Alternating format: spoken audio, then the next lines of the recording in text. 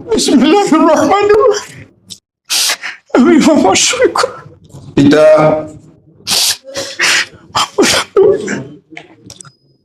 যাকে বাংলাদেশ জামাত ইসলামী নির্বাচিত করা হয়েছে, আল্লাহ রাব্বুল আলামিনকে সাক্ষী রেখে কথা করিতেছি। আল্লাহ তাআলা ও তাহার রাসূল সাল্লাল্লাহু আলাইহি সাল্লামের আদেশ পালন ও আনুগত্যকে সবকিছুর উপর অগ্রাধিকার দেব। রব্বানা লা তুযিগ বা'দা ইয হাদাইতানা ওয়া হাব লানা মিন লাদুনকা রাহমা ইন্নাকা আনতাল ওয়াহ্হাব।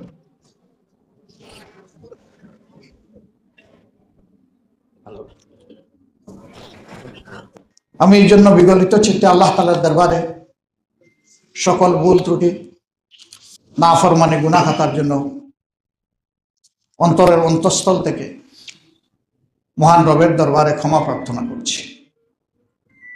আল্লাহ তাআলা আমাকে এবং আমার সহকর্মীদেরকে ক্ষমা করুন। আমিন। যদি কোনো সীমা লঙ্ঘন করে থাকি, যদি মহান আল্লাহ তাআলাকে ভুলে গিয়ে থাকি, আল্লাহ তাআলা যেন ক্ষমা করেন। রব্বানা লা তুআখিযনা ইন নাসিনা আও আখতানা। হে আল্লাহ, অতীতে যোগ্য লোকগুলার গাড়ে তুমি যে বাহার ছাপিয়েছি, আমার মতো দুর্বলের গাড়ি বাঁচো। ربنا ولا تحمل علينا إصرا كما حملته على الذين من قبلنا. ওগো প্রভু, যে ভার বইতে পারবো না এবার আমাকে দিও না তুমি। ربنا ولا تحملنا ما لا طاقة لنا به واعف عنا واغفر لنا وارحمنا أنت مولانا فانصرنا على القوم الكافرين. প্রিয় সহকর্মীবৃন্দ, আমার কোন ভুলের কারণে আমাকে ঘৃণা করবেন না। আরো বেশি দরদ দিয়ে আমার কাছে আপনারা পৌঁছে যাবেন। আমাকে সমালোচনা করে আপনারা সংশোধন করে দিবেন, সোজা করে দেবেন। আপনাদের এই সমালোচনা আমি যাতে খোলা দিল দিয়ে কবুল করতে পারি, আল্লাহ তাআলা আমাকে সেই তাওফিক দান করুন। সম্মানিত সুধী মণ্ডলী, আসসালামু আলাইকুম ওয়া রাহমাতুল্লাহ। আলহামদুলিল্লাহি রাব্বিল আলামিন ওয়াসসালাতু ওয়াসসালামু আলা সাইয়্যিদিল মুরসালিন ওয়া আলা আলিহি ওয়া সাহবিহি আজমাইন। আজকের এই মহতী অনুষ্ঠানে উপস্থিত সম্মানিত আমিরে জামাত, বিভিন্ন রাজনৈতিক দলের আমন্ত্রিত অতিথিবৃন্দ, কেন্দ্রীয় নির্বাহী পরিষদ, কেন্দ্রীয় কর্ম পরিষদ, কেন্দ্রীয় মজলিসে শুরার সদস্য ভাই এবং বোন ও সাংবাদিক বন্ধুগণ, অগণিত শহীদের রক্তে ভেজা শহীদি কাফেলা বাংলাদেশ জামাত ইসলামীর গঠনতন্ত্রের 15 নম্বর ধারার 1, 2, 3 ও 4 উপধারা অনুযায়ী সংগঠনের আভ্যন্তরীণ নির্বাচন কমিশন বিগত 9 অক্টোবর 2005 তারিখ থেকে 25 অক্টোবর 2025 পর্যন্ত সময়ে বাংলাদেশ জামাত ইসলামীর 2026-28 কার্যকালের জন্য আমিরে জামাত নির্বাচনে সদস্যগণের নিকট থেকে গোপন ব্যালটের মাধ্যমে ভোট গ্রহণ সুসম্পন্ন করে। 1 নভেম্বর 2025 তারিখ রাতে আমিরে জামাত নির্বাচনের ফলাফল নির্বাচন কমিশনের বৈঠকে চূড়ান্ত করা হয়। এ নির্বাচনে ভোটার সংখ্যা ছিল 1,16,792 জন সদস্য ভাই এবং বোন। ভোটারগণের সর্বোচ্চ সংখ্যক ভোট পেয়ে 2026-2028 কার্যকালের জন্য যিনি আমিরে জামাত নির্বাচিত হন, তিনি হচ্ছেন আমাদের সম্মানিত প্রিয় ভাই জনাব ডাক্তার শফিকুর রহমান। আলহামদুলিল্লাহ। আমি মোহতারাম ডাক্তার শফিকুর রহমানকে আল্লাহ তাআলার উপরে পূর্ণ তাওয়াক্কুল রেখে আমির জামাতের শপথ পাঠের জন্য আহ্বান জানাচ্ছি। সম্মানিত আমির জামাত,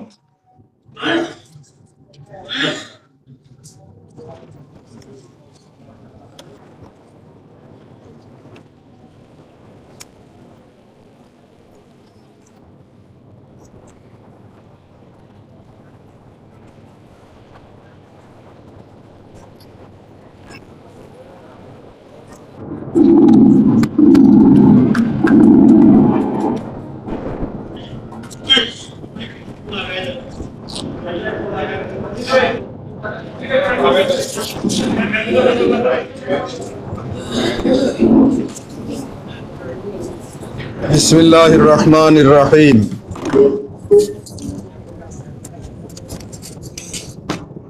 বিসমিল্লাহির রহমানির রহিম।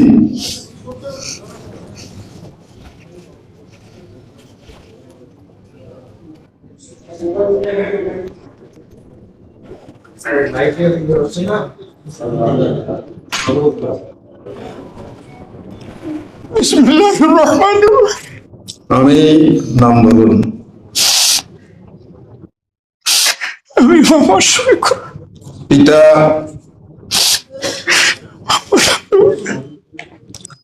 যাকে বাংলাদেশ জামাত ইসলামীর যাকে বাংলাদেশ জামাত ইসলামী আমির নির্বাচিত করা হইয়াছে, নির্বাচিত করা হয়েছে, আল্লাহ রাব্বুল আলামিনকে সাক্ষী রাখিয়া ওয়াদা করিতেছি যে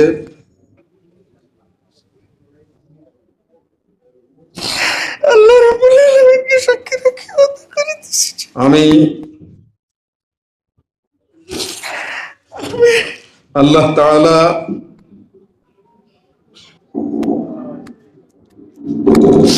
আল্লাহ তাআলা ও তাহার রাসূল সাল্লাল্লাহু আলাইহি ইসলামের আদেশ পালন ও তাহার রাসূল সাল্লাল্লাহু আলাইহি সাল্লামের আদেশ পালন ও আনুগত্যকে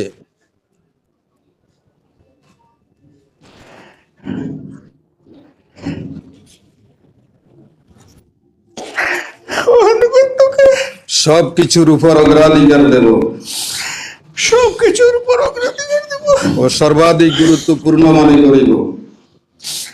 ও সর্বাধিক গুরুত্বপূর্ণ মনে করব বাংলাদেশ জামাত ইসলামীর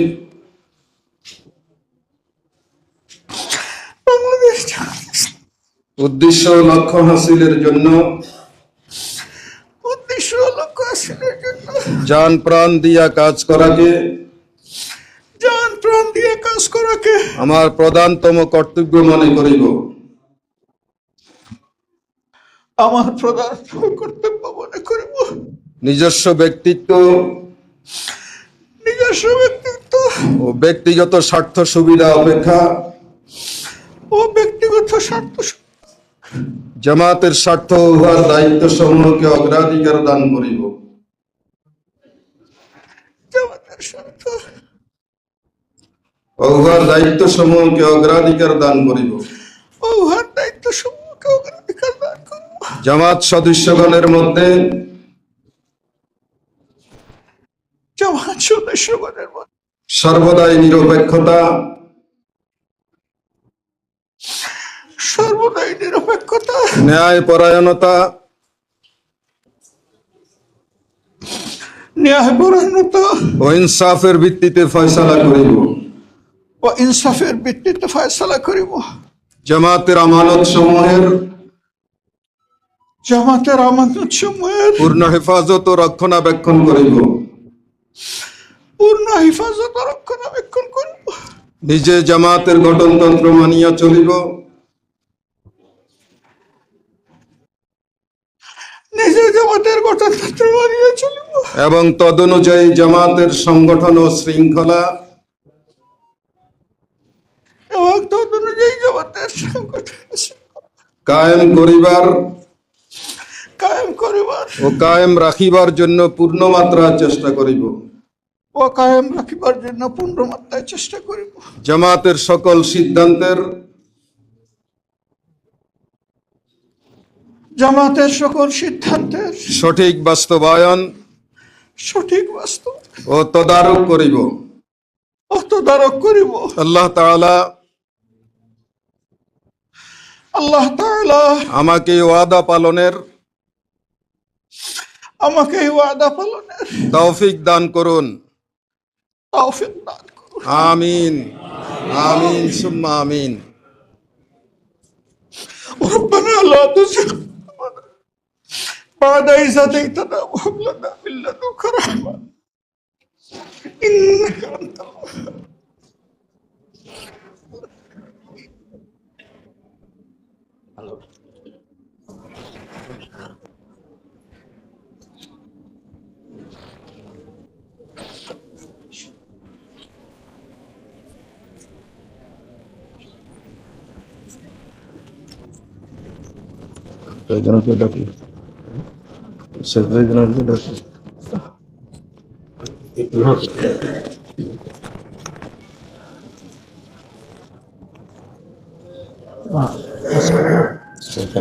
এখন আর সেক্রেটারি জেনারেল নাই, এখন আপনি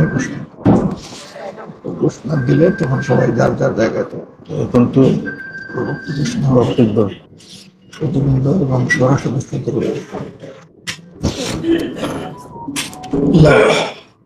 আল্লাহ। আসসালামু আলাইকুম ওয়া রাহমাতুল্লাহ। আলহামদুলিল্লাহ, আল্লাহ তাআলার অশেষ মেহেরবানিতে আমরা আমাদের আমির জামাতের শপথ কার্যক্রম সম্পন্ন করলাম। এখন সম্মানিত সুধী মণ্ডলী ও আমাদের মজলিসে শুরার সদস্য ভাই বোনদের উদ্দেশ্যে নবনির্বাচিত আমির জামাত গুরুত্বপূর্ণ বক্তব্য রাখবেন। মোহতারাম আমির জামাত।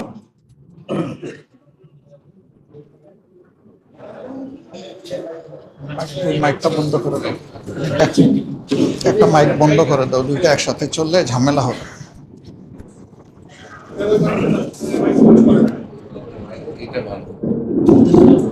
না না, ওইটা তো শব্দ ছেড়ে দিছি না।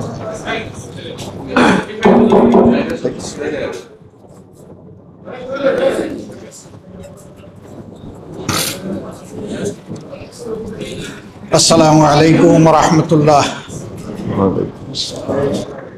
আলহামদুলিল্লাহ রাব্বিল আলামিন ওয়াসসালাতু ওয়াসসালামু আলা রাসূলিহিল কারীম ওয়া আলা আলিহি ওয়া সাহবিহি ওয়া আহলি বাইতি আজমাইন।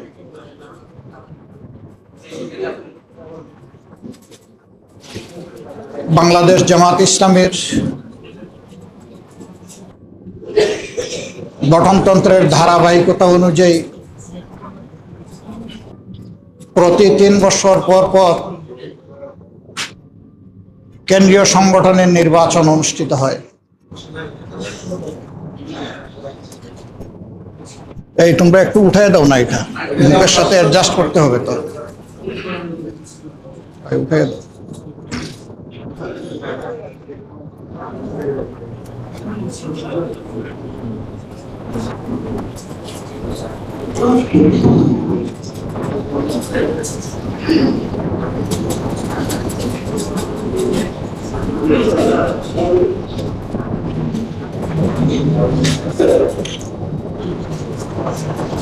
প্রতি 3 বছর পর পর না, তোমার এটা ফাংশন করছে না তো ভাই, এটা আগে ডিস্টার্ব করেছে।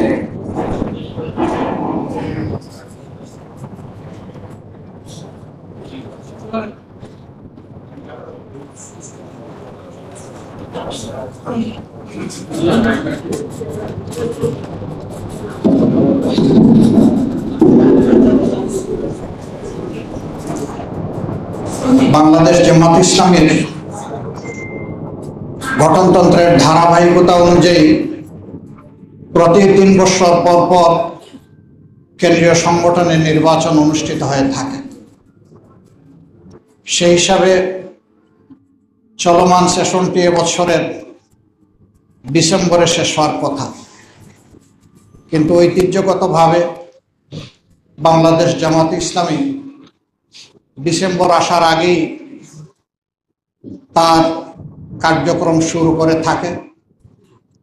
যাতে আগামী বছরের প্রথম দিন থেকে এই পরিকল্পনা বাস্তবায়নে এটি সহায়ক হয়।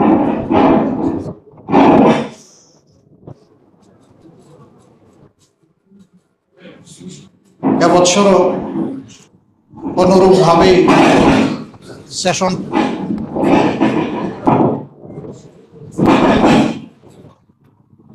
বন্ধ হওয়ার কারণে, সেশন সম্পন্ন হওয়ার কারণে আলহামদুলিল্লাহ সে নির্বাচন অনুষ্ঠিত হয়েছে। মহান আল্লাহ রাব্বুল আলামিনকে সাক্ষী রেখে আমি আমার অনুভূতি অনুযায়ী বুঝতে পারি এই মজলুম সংগঠনটি দীর্ঘ সময় ধরে যারা হাতে গড়ে নেতৃত্ব দিয়েছেন, তাদের হাতে যে মানুষগুলা তৈরি হয়েছে, সেই মানুষগুলার মধ্যে আমার চাইতে অনেক যোগ্যতা সম্পন্ন, দক্ষ এবং অভিজ্ঞ সহকর্মী রয়েছে। তারপরে আমি জানি না আল্লাহর ইচ্ছা সম্মানিত সদস্যবৃন্দ কেন আমাকে তাদের এই আমানতের ভার দিয়েছেন। আল্লাহ তাআলা ভালো জানেন।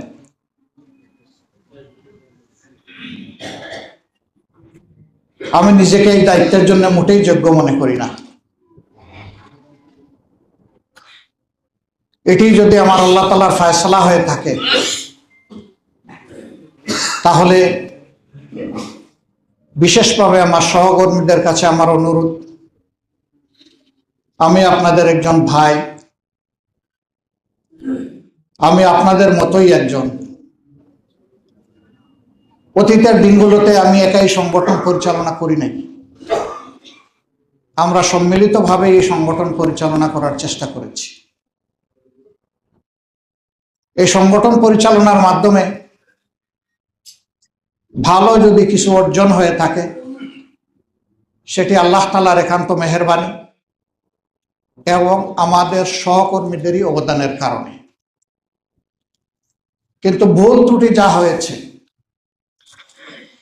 আল্লাহর দরবারে যদি আমাদের কোনো কার্যক্রম পদক্ষেপ অপছন্দ হয়ে থাকে, তাহলে মূলত তার দায়িত্বটুকু আমার। আমি এই জন্য বিগলিত চিত্তে আল্লাহ তাআলার দরবারে সকল ভুল ত্রুটি, নাফরমানি, গুনাহ খাতার জন্য অন্তরের অন্তঃস্থল থেকে মহান রবের দরবারে ক্ষমা প্রার্থনা করছি। আল্লাহ তাআলা আমাকে এবং আমার সহকর্মীদেরকে ক্ষমা করুন। আমিন। যদি কোনো সীমা লঙ্ঘন করে থাকে, যদি মহান আল্লাহ তাআলাকে ভুলে গিয়ে থাকে, আল্লাহ তাআলা যেন ক্ষমা করেন। রব্বানা লা তুআখিযনা ইন নাসিনা আও আখতানা। হে আল্লাহ, অতীতে যোগ্য লোকগুলোর গাড়ে তুমি যে বাহার চাপিয়েছ, আমার মতো দুর্বলের গাড়ি পাচ্ছ। রব্বানা ওয়ালা তাহমিল আলাইনা ইসরান কামা হামালতাহু আলাল্লাযীনা মিন ক্বাবলিনা। ওগো প্রভু, যে ভার বইতে পারবো না, এবার আমাকে দিও না।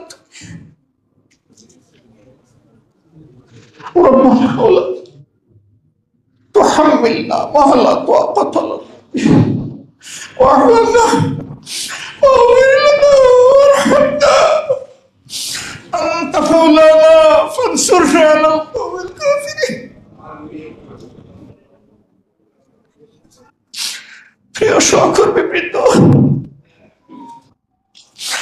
আমার কোনো ভুলের কারণে আমাকে ঘৃণা করবেন না। আরো বেশি দরদ দিয়ে আমার কাছে আপনারা পৌঁছে যাবেন। আমাকে সমালোচনা করে আপনারা সংশোধন করে দিবেন, সোজা করে দেবেন। আপনাদের এই সমালোচনা আমি যাতে খোলা দিল দিয়ে কবুল করতে পারি, আল্লাহ তাআলা আমাকে সেই দান করুন। সম্মানিত সুধী মণ্ডলী, আমরা আপনাদের কৃতজ্ঞতা আদায় করছি। অতি শর্ট দাওয়াতে আপনারা সকলেই আমাদের দাওয়াতে সাড়া দিয়ে এখানে উপস্থিত হয়েছে। আপনারা নিজ নিজ দায়িত্বের জায়গায় অত্যন্ত গুরুত্বপূর্ণ, আমি বিশ্বাস করি অনেক গুরুত্বপূর্ণ কাজ রেখে আপনারা এখানে এসেছেন। আপনাদের এই ঋণ পরিশোধ করার কোনো যোগ্যতা আমাদের নেই, শুধু আল্লাহ তাআলার দরবারে দোয়া করি আপনাদের এই উদারতা, এই বন্ধুত্ব, আপনাদের আমাদের প্রতি ভালোবাসার উত্তম প্রতিদান আল্লাহ যেন আপনাদের সকলকে দান করেন। সম্মানিত রাজনৈতিক সহকর্মীবৃন্দ, দিনী বন্ধুগণ, আমরা দেশের সাথে জনগণের সাথে একসাথে কাজ করি। আমরা মানুষ, অনেক সময় আমাদের চিন্তা মিলে যায়, আবার অনেক সময় মিলেও না। যখন মিলে যায় তাতে কোনো বিপত্তি ঘটে না, কিন্তু যখন মিলে না তখন স্বাভাবিকভাবেই আমাদের মধ্যে কষ্ট, যন্ত্রণা, মান অভিমান তৈরি হয়। আপনাদের কাছে বিনয়ী অনুরোধ, আমাদের এই যন্ত্রণা, মান অভিমান যেন জাতির কোনো ক্ষতি না করে, এটি যেন আমাদের মধ্যেই সীমাবদ্ধ থাকে। আমরা যেন পরস্পরের সাথে পরামর্শের ভিত্তিতে সমাধান করে নিতে পারি। আমাদের জাতি একটি মজলুম জাতি। স্বাধীনতার 54 বছরে সকলেই স্বীকার করেন যে এই জাতি স্বাধীনতার প্রকৃত স্বাদ ভোগ করতে পারে। কেন পারে নাই? মূলত দুটি কারণই এর জন্য দায়ী। একটি হচ্ছে দুর্নীতি, আর একটি দুঃশাসন। এই দুর্নীতি আর দুঃশাসনের কারণেই আমরা আমাদের উপর অর্পিত প্রিয় জনগণের দায়িত্বের হক আমরা আদায় করতে পারি। এই দায়বোধ থেকে আমরাও মুক্ত নই। যদিও বাংলাদেশ জামাত ইসলামী সবসময় চেষ্টা করে এসেছে জনগণের কল্যাণে চিন্তা করার, পরিকল্পনা নেওয়ার এবং কর্মসূচি গ্রহণ করার, তারপরেও তো আমরা মানুষের সংগঠন। ভুল ত্রুটির ঊর্ধ্বে আমার মুঠেই নয়, আমাদের ধারাও ভুল ত্রুটি হয়ে যায়। আমরা প্রিয় জাতির কাছে বারবার এই ভুলের জন্য ক্ষমা চাইতেই থাকব। একদল মানুষ আমাদের এই ক্ষমা চাওয়াকে পছন্দ করেন না। তারা বলেন এত ক্ষমা চাওয়ার দরকার কি? রাসূল করিম সাল্লাল্লাহু আলাইহি ওয়াসাল্লাম আল্লাহ তাআলা যাকে বেহেশতের ওয়ারেন্ট দিয়েছেন, আগের পরের সমস্ত গুনাহগাতা ক্ষমা করার সুসংবাদ দান করেছেন, তিনি বলেছেন, হে আমার উম্মত, তোমরা জেনে রাখো আমি দিনে কমপক্ষে 70 বার অথবা 100 বার আমি আমার আল্লাহর কাছে ক্ষমা চেয়ে থাকি, তওবা করে থাকি। যার আল্লাহ আগের পরে সব মাফ করে দিয়ে জান্নাতের ওয়ারেন্টি দিয়েছেন, তিনি আমাদেরকে শিখিয়ে গিয়েছেন এই মাপ চাওয়াটা মুহূর্তের লক্ষণ। দুনিয়ার বোঝা দুনিয়ায় হালকা করার সুবিধা, দুনিয়ার বোঝা ঘাড়ে করে আখিরাতে যাওয়ার প্রয়োজন নেই। এ বোঝা এখানেই হালকা হয়ে যাওয়া দরকার। গত 15 বছর, বিশেষ করে 15.5 বছর জাতি একটা দুঃসময় পার করেছে। এই সময়টা এদেশের তখন যারা সরকারে ছিলেন তাদের সকল রাজনৈতিক প্রতিপক্ষ, আলিম ওলামা, সাংবাদিক, সুশীল সমাজের ব্যক্তিবর্গ, সকল শ্রেণী পেশার মানুষ সকলেই মজলুম ছিলেন। কে বড় মজলুম আর কে ছোট মজলুম এই বিতর্কে আমরা যাব না। আমরা এক কথায় স্বীকার করি সকলেই মজলুম ছিলেন। এই সময়টা আমরা আমাদের অনেক মূল্যবান সাথী সঙ্গীকে, দরদি বন্ধুকে, ভাইকে, বোনকে আমরা হারিয়েছি। অনেকে গায়েব হয়ে গিয়েছেন, গুম করা হয়েছে, তারা কোথায় আছে? অনেকে ফিরে আসেনি, তাদের আপনজন জানেও না তারা কি আদৌ বেঁচে আছে নাকি দুনিয়া থেকে বিদায় নিয়েছে। যদি তারা বিদায় নিয়ে থাকেন, তাদের কবরটি কোথায়? তারা আজও সেই কষ্ট, যন্ত্রণা, সে পাথর মুখে বেঁধে তারা ঘুরে বেড়াচ্ছে। লক্ষ লক্ষ মামলা, লক্ষ লক্ষ মানুষকে দফায় দফায় জেলে যেতে হয়েছে। এখানে যতগুলো মুখ দেখতে পাচ্ছি তার মধ্যে অনেকেই বারবার জেলে গিয়েছে। জেল ছিল আমাদের আসলে কেউ বলে দ্বিতীয় বাসস্থান, আমি বলি প্রথম বাসস্থান। এরকম অবস্থা হয়ে গিয়েছিল। বারবার ধরে নেওয়া হয়েছে, দীর্ঘক্ষণ আমাদেরকে আটকে রাখা হয়েছে। আমাদের বিরুদ্ধে সত্যিকারের কোনো অভিযোগ ছিল না, অভিযোগ একটাই যে আমরা অন্যায়ের বিরুদ্ধে প্রতিবাদ করতাম। কিন্তু সেই প্রতিবাদটা আমরা স্বস্তির সাথে করতে পারি। আমাদের উপর নানাবিধ অপশাসন, কালো আইন চাপিয়ে দেওয়া হয়েছিল, হুকুম চাপিয়ে দেওয়া হয়েছিল। স্বৈরাচারের অনুমতি নিয়ে স্বৈরাচারের বিরুদ্ধে প্রতিবাদ করতে হবে। কি আহাম্মকি ব্যাপার, কেউ কেউ তা করেছেন, আমরা তার পরোয়া করিনি। আল্লাহ যতটুকু আমাদেরকে সামর্থ্য দিয়েছেন তাই নিয়ে আমরা রাস্তায় নেমেছি, অল্প হোক ভারী হোক। আমরা এই নিয়ত করেই নামতাম যে আজকের এই মিছিল অথবা মিটিং থেকে আমাদেরকে ধরে নেওয়া হবে, রিমান্ডে নেওয়া হবে, মারা হবে, কাটা হবে, জেলে পোরা হবে, কয়েকটা মামলা দেওয়া হবে। আমরা ধরে নিয়েই কর্মসূচিতে নামতাম এবং আমাদের মতো অনেকেরই এই অবস্থা ছিল। আমরা যে সমস্ত সাথীকে এই দীর্ঘ পথ পরিক্রমায় হারিয়েছি, আজকে আমি গভীর শ্রদ্ধার সাথে তাদেরকে স্মরণ করি, আল্লাহর দরবারে দোয়া করি, আল্লাহ তারা তো জুলুমের শিকার হয়ে দুনিয়া থেকে বিদায় নিয়েছে, তুমি মায়া করে তাদেরকে শহীদদের তালিকায় অন্তর্ভুক্ত করেন। এই তালিকায় আমাদের শীর্ষ 11 জন দায়িত্বশীল নেতা ছিলেন, আপনারা জানেন। সংগঠনের প্রধান ব্যক্তি থেকে শুরু করে আমির, নায়েবে আমির, secretary general, assistant secretary general, নির্বাহী পরিষদ সদস্য, এই তালিকার লোকগুলোকেই আমাদের বুক থেকে ছিনিয়ে নেওয়া হয়েছে। শুধু তাদেরকে ছিনিয়ে নেওয়া হয়নি, বিরোধী দলের অনেককে, আলিম উলামাকে, প্রতিবাদী যুবকদেরকে, মাদেরকে, বোনদেরকে, শিশুদেরকে, বৃদ্ধকে, কাউকে তারা ছাড় দেননি। এরকম হাজারো মানুষ আমাদের থেকে তারা আল্লাহর দরবারে চলে গেছে। আর অনেকে ক্রিটিক্যালি ইনজিওর্ড হয়ে, মারাত্মক জখম প্রাপ্ত হয়ে তারা জিন্দা শহীদ হিসাবে বেঁচে আছে। অনেকে বিছনায় পড়ে আছে, উঠতে পারে না। আরেকজনের সাহায্য ছাড়া তাদের একান্ত জরুরি কাজগুলো করতে পারেন না। তাদেরকে অনেকটা জিন্দা শহীদ বলা হয়ে থাকে। আল্লাহ রাব্বুল আলামিন এই মানুষগুলোকে তার কুদরতের প্রশান্তির হাত তাদের সিনার উপরে বুলিয়ে দিন। বাকি জিন্দগিটা তাদেরকে স্বস্তির সাথে বেঁচে থাকার তৌফিক দান করুন।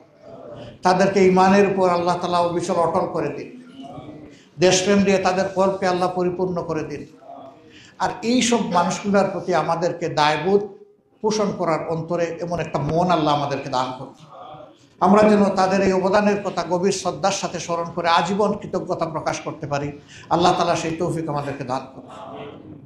আমি একই সাথে 47-এ ব্রিটিশের হাত থেকে এই দেশকে ভাগ করার লড়াইয়ে যারা অংশগ্রহণ করেছেন, তারাও যারা দুনিয়া থেকে ওইরকম বিদায় নিয়েছেন, তাদেরও শাহাদাত কামনা করি। 52 ভাষা আন্দোলনে যারা মায়ের ভাষার মর্যাদার দিকে জীবন দিয়েছেন কিন্তু ভাষা দেননি, তাদেরকেও গভীর শ্রদ্ধার সাথে স্মরণ করি এবং তাদের জন্যও আল্লাহর দরবারে শাহাদাতের যথার্থ মর্যাদা কামনা করি। একইভাবে 71-এর মুক্তিযুদ্ধে যারা জীবন দিয়েছেন, অবদান রেখেছেন, ত্যাগ স্বীকার করেছেন, তাদের সকলকে গভীর শ্রদ্ধার সাথে স্মরণ করি এবং তাদের জন্য মাবুদের দরবারে শাহাদাত কামনা করি।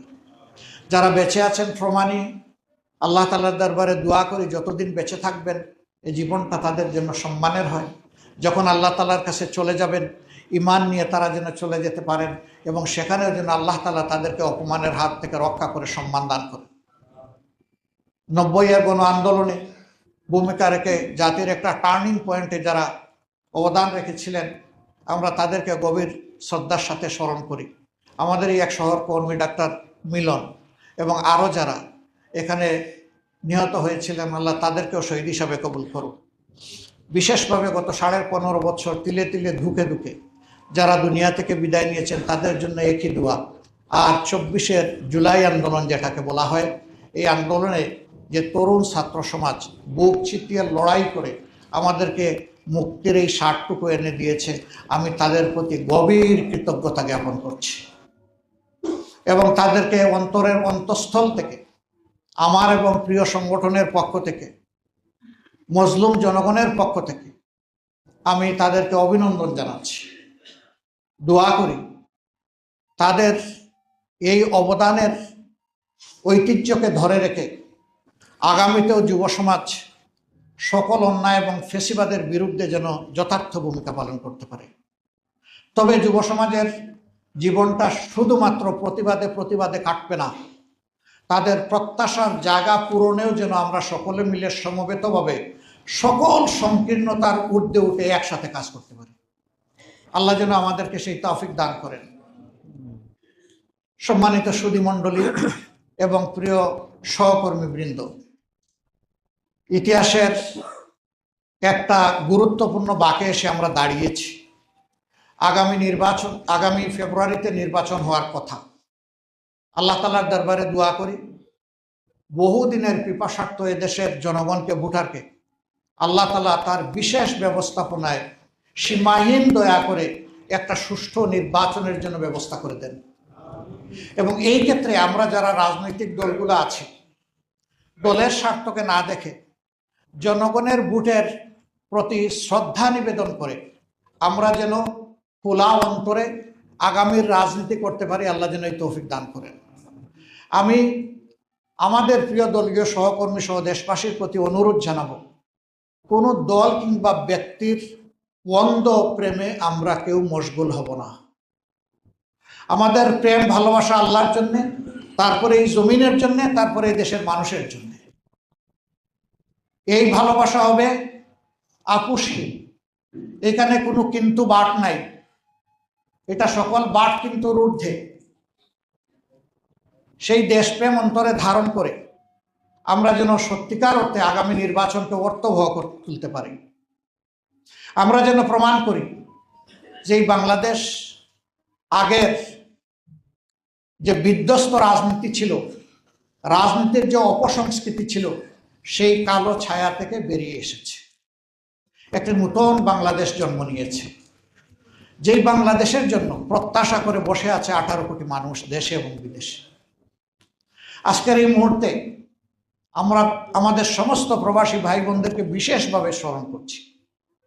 জুলাইয়ের আন্দোলন যখন তিলে তিলে আগাচ্ছিল, তখন তারা তাদের নিজ নিজ দেশ এবং জায়গা থেকে তারা প্রতিবাদ করেছে।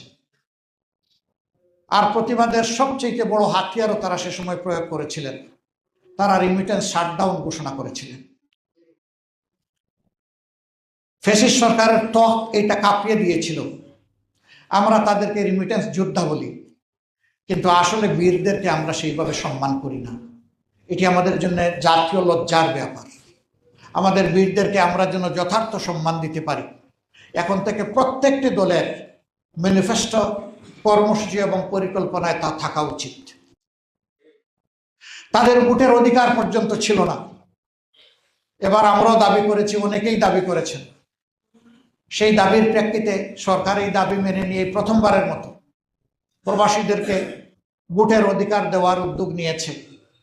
এটা পরিপূর্ণ হয়নি, অ্যাপসগুলা মানসম্মত ছিল না, সময় যথার্থ ছিল না। এজন্যে প্রথমবারের মতো কতটুকু এটা সাকসেসফুল হবে তাই নিয়ে আমাদের যথেষ্ট সন্দেহ আছে। আবার যারা রেজিস্ট্রেশন করেছেন ভোটার হিসেবে, ভোট দেওয়ার জন্য আরেকটা রেজিস্ট্রেশন তাদের লাগবে, কিন্তু সরকারের পক্ষ থেকে এর কোনো সেই রকম প্রচারণা নেই। তাহলে মানুষের মধ্যে সচেতনতা আসবে কিভাবে, বুঝবে কিভাবে? আমরা দাবি জানাই নির্বাচন কমিশন এই ব্যাপারের জন্য যথাযথ উদ্যোগ গ্রহণ করে, যাতে সত্যিকার অর্থেই তাদের অধিকারটা তাদের হাতে আমরা তুলে দিতে পারি। আমরা তাদের প্রতি গভীর শ্রদ্ধা জ্ঞাপন করছি। সম্মানিত সুধীমণ্ডলী, ইনশাআল্লাহ নতুন বাংলাদেশের যে প্রত্যাশা জেগে উঠেছে, এই বাংলাদেশ গড়ে তোলার ক্ষেত্রে আমরা সবাই মিলে একসাথে ঐক্যবদ্ধ হয়ে কাজ করব। এখানে কোনো রাজনৈতিক বিভাজন আর মেজরিটি এবং মাইনরিটির কোনো সংঘাত আমরা আর দেখতে চাই না। উন্নত দেশগুলোতে মেজরিটি মাইনরিটি বলে কিছু নাই। তারা ইউনাইটেড নেশন, ঐক্যবদ্ধ জাতি। আমাদের মধ্যে পরিকল্পিতভাবে এটি সৃষ্টি করা হয়েছে যাতে জাতিকে মুখোমুখি করে রাখা যায়। আমরা এটা মানি না, এটা মানতে চাই না। বাংলাদেশের সীমানার ভিতরে, আসমানের নিচে যারাই জন্মগ্রহণ করবেন, যারাই বসবাস করবেন, যারাই এদেশের নাগরিক, আমাদের সংবিধান তাদের সকলকে তাদের সমান অধিকার নিশ্চিত করবে ইনশাআল্লাহ। আমরা এখানে ওই ধরনের কোনো বিভাজন আর মেনে নেব না। এর ভিত্তিতে আমরা আর কোনো সংঘর্ষে জড়ানোর এই নাটক কাউকে করতে দেব না। আমরা সবাই সতর্ক থাকব। আমরা সবাই মিলেমিশে প্রিয় দেশকে আমরা গড়ব ইনশাআল্লাহ। আল্লাহ তাআলা আমাদেরকে তৌফিক দান করুন।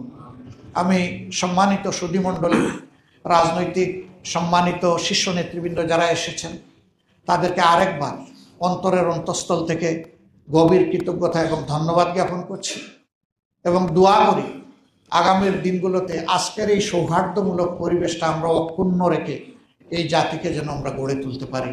আল্লাহ আমাদের সহায় হোক। আসসালামু আলাইকুম ওয়া রাহমাতুল্লাহি ওয়া বারাকাতুহু। করে